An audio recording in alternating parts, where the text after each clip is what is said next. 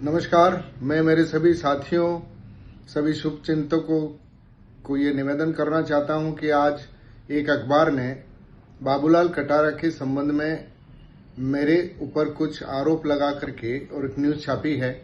इससे आपको किसी को चिंतित होने की आवश्यकता नहीं है, क्योंकि ये मेरी छवि खराब करने के लिए एक राजनीतिक षड्यंत्र है और इसके अंदर कुछ लोग हमारी पार्टी के सम्मिलित हैं, ऐसा मुझे लगता है। और ये चूंकि जो बाबूलाल कटारा का मसला था, उसके बाद इस बयान के बाद ईडी का मेरे घर पर, मेरे सभी संस्थानों पे छापे भी पड़ चुके। उसके बाद ईडी डिपार्टमेंट के वहां मेरे से कई बार इसकी पूछताछ भी हुई और पूरा 2.5 साल से ये प्रकरण चल रहा था। ईडी ने भी और अन्य कई एजेंसीज ने भी इस मामले में पूरी तहकीकात करने के बाद मुझे इस पूरे मामले में भारत सरकार की ट्रिब्यूनल कोर्ट ने मुझे बाइज्जत बरी किया और मेरे घर पर जो 24 लाख रुपया जब्त किया था वो भी मुझे रिलीज कर दिया है। और पूरे इस मामले में ईडी डिपार्टमेंट या किसी भी डिपार्टमेंट में मेरे खिलाफ किसी प्रकार का कोई सबूत नहीं है। ये 2.5 साल पहले के बयानों को लेकर के, झूठे बयानों को लेकर के और ये जो न्यूज चलाई गई है उसके पीछे कोई षड्यंत्र है।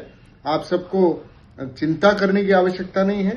और मैं आपको निवेदन करना चाहता हूं कि बाबूलाल कटारा ने भी जेल में रह करके इन सारे बयानों का खंडन किया है, जेलर के सामने किया। वो भी कोर्ट के अंदर उसके बयान है कि उसके किसी के दबाव में आकर के ये बयान मेरे खिलाफ दिए थे। तो मैं इस मामले को लेकर के, जिन लोगों ने ये बार बार, कुछ यूट्यूबर भी हैं, उनके पीछे भी हमारे एक बड़े नेता का हाथ है। और यहां पर भी आज जो किया गया उसके अंदर भी मुझे पता चला है कि इन पत्रकारों के पीछे किसी का दिमाग है। मैं इसमें मेरी पार्टी के आला कमान राहुल गांधी जी, खड़गे साहब के पास भी दिल्ली जाकर के बात कर रहा हूं कि कुछ बीजेपी से मिले हुए बड़े नेता जो किसी 2-3 साल से खुन्नस खाए हुए हैं, वो लोग बीजेपी के साथ मिलकर के और इस तरीके का षड्यंत्र कर रहे हैं। और इन पत्रकारों के पीछे भी इन लोगों का हाथ है। हालांकि मैंने अभी तय किया है कि मैं मानहानि का दावा करने जा रहा हूं इन पत्रकारों के खिलाफ, ताकि मुझे पता चले कि इनके पीछे है कौन। आप सब से मैं फिर आग्रह करता हूं कि इन झूठी न्यूजों के ऊपर कोई विश्वास नहीं करें। और इन मामले को लेकर के मैं कोर्टों में जा रहा हूं। कोर्टों ने मुझे पहले भी जो है बाइज्जत उसमें निर्दोष पाया है, मेरे पैसे भी वापस दे दिए हैं। इसलिए मैं ऐसी किसी चीज से घबराने वाला नहीं हूं।